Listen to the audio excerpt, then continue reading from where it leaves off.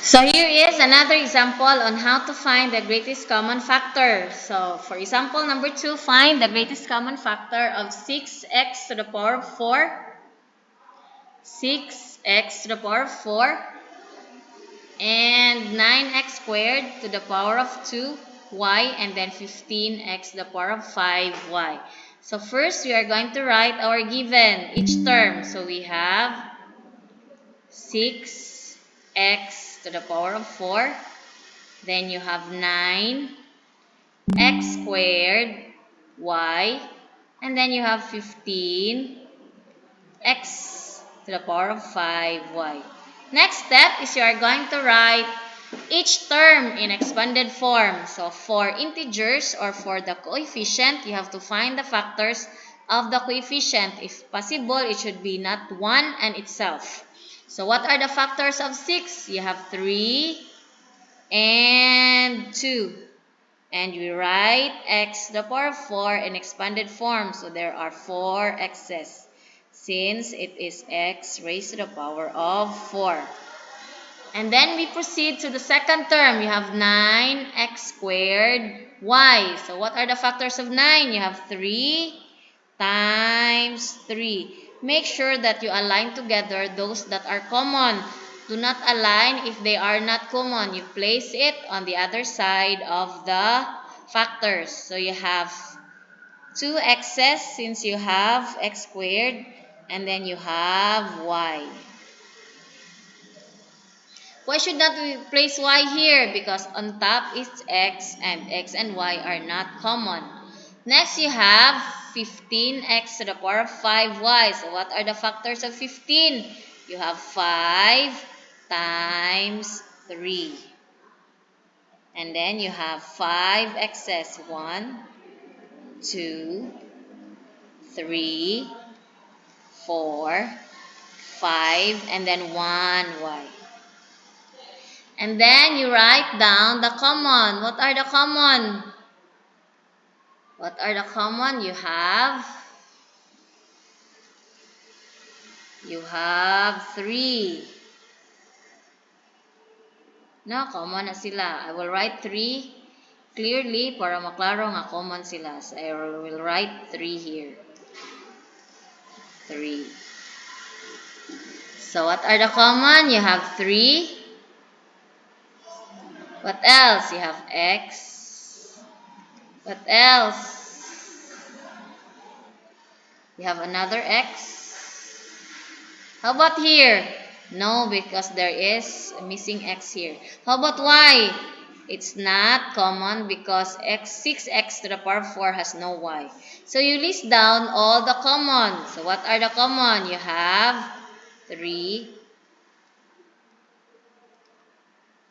You have 3 times x times x. And then you combine all the common factors. That will be our GCF. So you multiply 3 times x will give us 3x squared. So I hope klaro na, the GCF is 3x squared. Let us now proceed to example number 3. Find the GCF of 8y to the power of 6 and 10y to the power of 4z.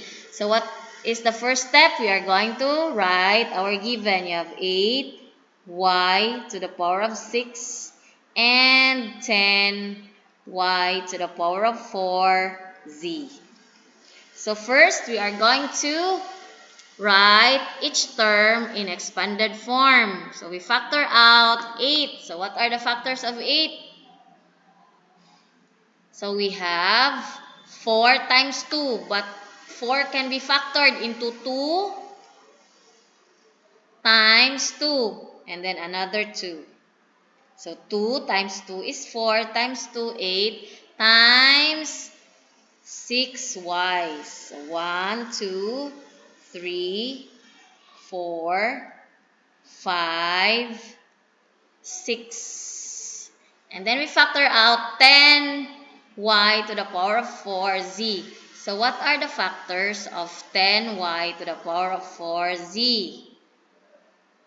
So we factor out 10. What are the factors of 10? Y to the power of 4. So what are the factors of 10? Aside from 1 and itself, you have 5 and 2. So we write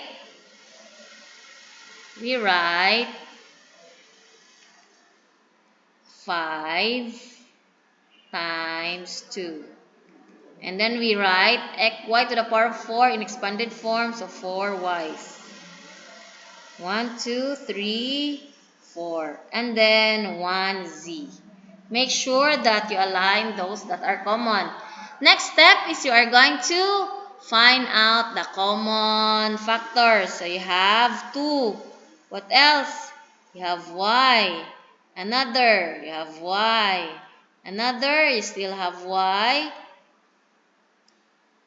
And lastly, it's a y. It's 1.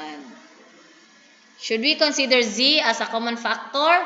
No, because there is no z in 8y to the power of 6. So next, we are going to combine our factors, our common factors. So what are the common factors? So you have 2. What else? You have 2. What else? You have y. And another y. And another y. And lastly, another y. Therefore, our GCF is 2y to the power of 4. It's our GCF. I hope it's clear to you.